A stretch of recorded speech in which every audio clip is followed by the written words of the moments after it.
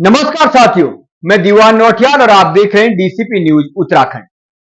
और DCP news Uttarakhand पर आज हम बात करेंगे पहाड़ों पर शिक्षा की स्थिति को लेकर। जी हां साथियों, हम आपको बता दें, हमारे राजनेता आपको पहाड़ों का गुणगान करते हुए दिखेंगे। वहां की हरियाली, वहां की शुद्ध हवा, वहां का शुद्ध पानी और वहां के स्थानीय व्यंजनों का स्वाद लेते हुए जरूर दिखेंगे। लेकिन उन पहाड़ों के प्रति उन राजनेताओं की, उन चुने हुए प्रतिनिधियों की क्या जिम्मेदारी है?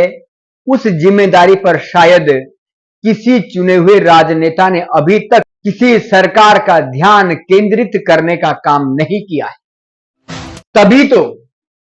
तभी तो आज उन पहाड़ों से पलायन हो रहे हैं, भूतिया गांव हो रहे हैं, शिक्षा और स्वास्थ्य की स्थिति दिन प्रतिदिन बिगड़ती जा रही है। लेकिन उन सब के बीच में कुछ ऐसे लोग उन पहाड़ों पर आज भी मौजूद हैं जिन्हें उन पहाड़ों से पलायन की चिंता है, जो बिना किसी स्वार्थ के वहां जो कुछ बचे कुचे शिक्षण संस्थान है उनके प्रति चिंतित है। कई लोग ऐसे होंगे, लेकिन आज जिनकी मैं बात कर रहा हूं वो शिक्षण संस्थान है पॉलिटेक्निक विधानसभा चक्राता के क्वासी का। क्वासी के इस टेक्निकल संस्थान ने जौनसार बावर के भी कई ऐसे युवा होंगे जिन्होंने वहां से तकनीकी शिक्षा ग्रहण की और आज अपने परिवार का लालन पालन और बेहतर रोजगार के माध्यम से अपने परिवार का कर रहे हैं। लेकिन दिन प्रतिदिन उस शिक्षण संस्थान की स्थिति भी बिगड़ती जा रही है और उन सब के बावजूद भी उस क्वासी क्षेत्र में जो हर तरह से बेहतरी करने की दिशा में निस्वार्थ भाव में लोगों को जागरूक करने का काम कर रहे हैं।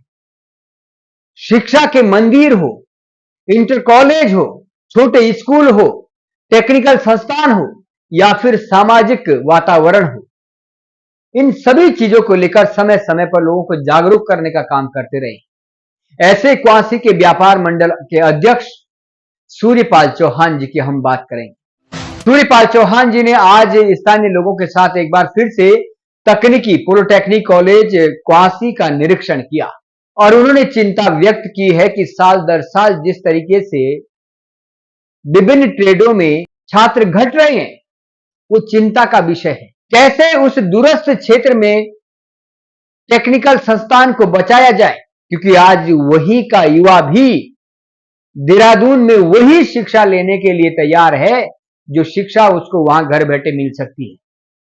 और उसके पीछे कारण है शिक्षण संस्थान में शिक्षकों का ना होना होगा, विभिन्न ट्रेडों के से संबंधित टीचरों का ना होना होगा।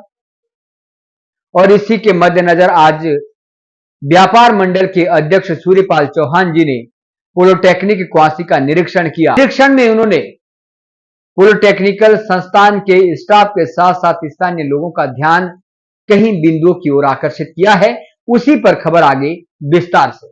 20 सितंबर 2024 क्वासी व्यापार मंडल के अध्यक्ष सूर्यपाल चौहान की अध्यक्षता में स्थानीय अभिभावक और क्षेत्र प्रतिनिधियों ने राजकीय पॉलिटेक्निक क्वासी का भ्रमण किया, जिसमें प्रधानाचार्य दीप्ति गुप्ता के माध्यम से निदेशक तकनीकी शिक्षा उत्तराखंड को ज्ञापन भेजा गया है। ज्ञापन में राजकीय पॉलिटेक्निक क्वासी में रिक्त प्रधानाचार्य का पद शीघ्र भरने, संस्थान में संचालित 30-30 सीट वाली सिविल और इलेक्ट्रिक इंजीनियरिंग ट्रेड में गत वर्ष निराशाजनक प्रवेश की स्थिति को बेहतर करने को लेकर जागरूकता तथा संस्थान के भीतर शिक्षा और अनुशासन की दिशा में शीघ्र सुधार किए जाने पर जोर दिया गया। प्रतिनिधिमंडल ने कहा है कि यदि विभिन्न पहलुओं पर शीघ्र कोई सुधार नहीं किया जाता है तो क्षेत्रवासी अग्रिम कार्रवाई के लिए मजबूर होंगे, जिसमें संपूर्ण जिम्मेदारी निदेशक तकनीकी शिक्षा और संस्थान की होगी।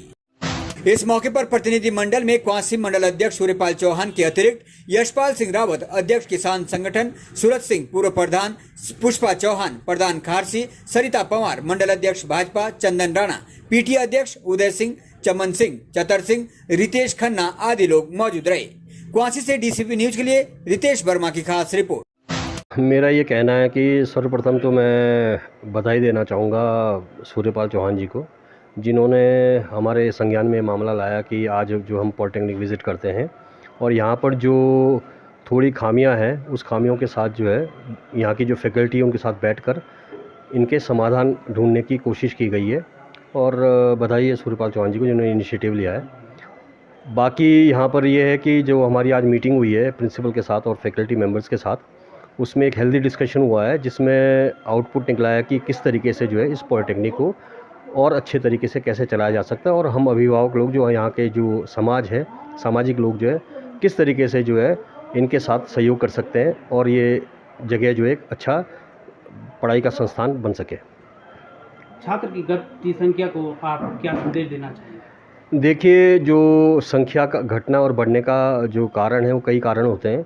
अगर हम जो आज हमने मीटिंग में जो एनालाइज़ किया है उससे साफ पता लगा है कि एक तो यहाँ पर जो स्टूडेंट्स के लिए फैसिलिटी की कमी है, जैसे कि हॉस्टल का ना होना, दूसरा कॉलेज में कैंटीन का ना होना, तीसरा यहाँ पर जो अप्रोच रोड्स हैं जो आदमी को कॉलेज आने के लिए जो मुशक्क़त करनी पड़ती है वो भी एक कारण समझ में आया है। और चौथा ये भी है कि जो ये बच्चे यहाँ से पढ़े हैं उनका कैंपस के थ्रू सिलेक्शन, कितने लोगों को नौकरियाँ मिल रही हैं और नहीं मिल रही हैं, वो भी एक कारण रहा है। पीछे पहले जो है क्योंकि नया एक पॉलिटेक्निक खुला था कई साल पहले, तो जो एक समय शुरुआत में जो फैकल्टीज़ की कमी थी, लेकिन आज सबसे अच्छी बात जो प्रधानाचार्य जी ने बताई है कि यहाँ आज जो है पूरी फैकल्टी है और इस बार जो कैंपस हुआ है वो भी 100% प्लेसमेंट हुई है, जो कि एक बहुत एक अच्छी चीज़ है। और जो घटती संख्या बढ़ती संख्या वो इसी पे निर्भर करती है। जब बच्चों को ये पता लगता है कि इस कॉलेज से पढ़ाई करने के बाद जो अच्छी नौकरियां मिल रही हैं तो अपना आप ही जो है बच्चों का इंटेक। दूसरा क्या है कि जो यहाँ के जो हमारा जो रिज़र्व कैटेगरी के जितने भी यहाँ पे स्टूडेंट्स हैं उनको जो है बेसिकली मोटिवेट करना पड़ेगा। एक हमने एक आज आंकलन किया है कि जो सरकारी स्कूल हैं 10th और 12th, वहाँ पर जो है यहाँ की फैकल्टी की एक विज़िट करी जाएगी, उनके साथ कुछ लोग यहाँ के भी जाएंगे ताकि जो है उनका बताया जा सके, और उन कॉलेज के बच्चों का यहाँ पर भी जो है एक तरीके से विज़िट कराई जाएगी ताकि यहाँ के इंस्टीट्यूट्स को देख के, यहाँ की फैसिलिटीज़ को देख के वो मोटिवेट हों और आने वाले टाइम में जो 12th के बाद जो है यहाँ पर एग्ज़ाम दे के अपना पढ़ाई आगे कर सकें। सबसे पहले तो मैं आपका धन्यवाद करना चाहूँगी, आपने मुझे ये मौका दिया कि मैं मीडिया के माध्यम से लोगों तक जुड़ सकूँ।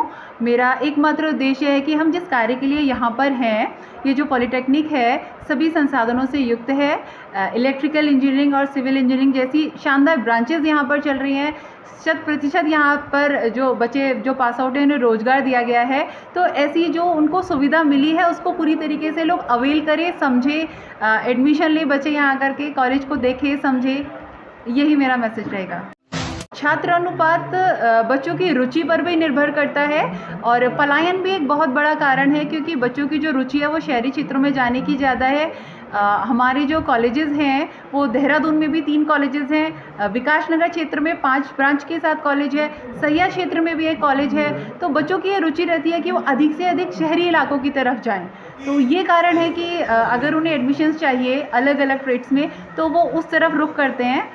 एडमिशन परसेंटेज इतना भी डाउन में नहीं कहूँगी कि डाउन है, बट विद द टाइम हम इसे और इम्प्रूव कर सकते हैं। आपके स्तर पर रहकर यहाँ छात्रों को क्या बढ़ोतरी मिली है?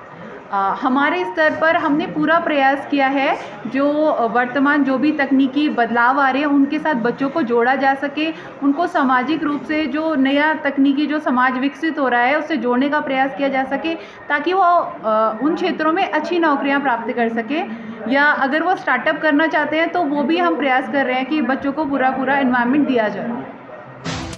देखिए, हमारा जो आज राजकीय पॉलिटेक्निक क्वासी में समस्त क्षेत्रीय अभिभावक और क्षेत्रीय प्रतिनिधियों का एक भ्रमण था, और उस भ्रमण के माध्यम से हमने वहाँ पे जो कमियाँ देखी, जैसे प्रधानाचार्य का पद रिक्त पड़ा हुआ है और सिविल ट्रेड और इलेक्ट्रिकल ट्रेड में जो है अनुपात के अनुसार जो है प्रवेश ना होना, जो भविष्य के लिए चिंताजनक विषय है।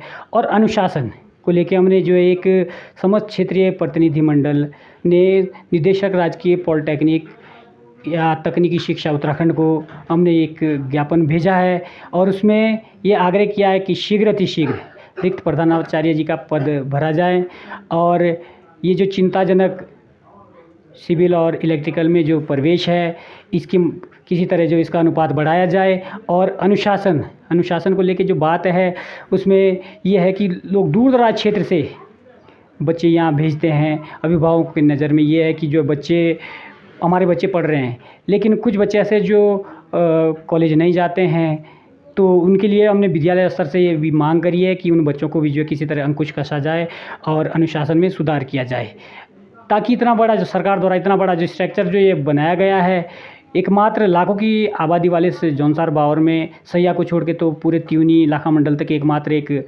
पॉलिटेक्निक है जिसमें ये दोनों ट्रेड जो संचालित है। तो हमने आज यही एक ज्ञापन भेजा है हमने कि जो है इस पॉलिटेक्निक को निकट भविष्य में पूर्व की भांति बचाया जा सके, क्योंकि यहाँ पे जब भी जो है प्रभारी प्रधानाचार्य आए हैं तब इस राजकीय पॉलिटेक्निक कुआंसी में खतरे के बादल मंडराए हैं। आपका नेम क्या है? मानवी जैन। आपको यहाँ पे क्या क्या सब्जेक्ट पढ़ाए जाते हैं? हमको यहाँ पे सारे सब्जेक्ट पढ़ाए जाते हैं, जैसे कि EDC, EMMI, EEM, FMC and etcetera etcetera. 5 subjects हैं, सारे पढ़ाए जाते हैं। My name is Pardum Chauhan. आपको यहाँ पर क्या क्या सब्जेक्ट पढ़ाए जाते हैं? सभी सब्जेक्ट पढ़ाए जाते हैं। EDC, EMMI, FMC, EEM, 5 subject है हमारे पास। सभी के टीचर है, सभी अवेलेबल है, सभी पढ़ाते हैं अच्छे से हमें।